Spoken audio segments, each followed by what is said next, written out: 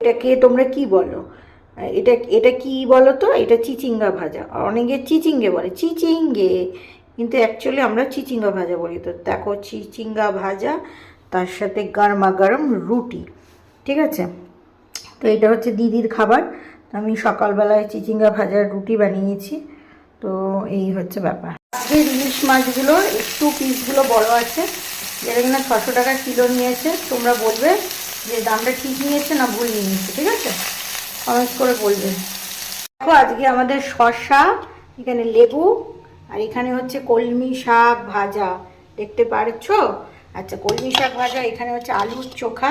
মোটামুটি গরম তো মেখেছি, আর একটু ভালো করে মাখতে হবে। খাওয়ার আগে শুকনো লঙ্কাটা পিষে মেখে নেব।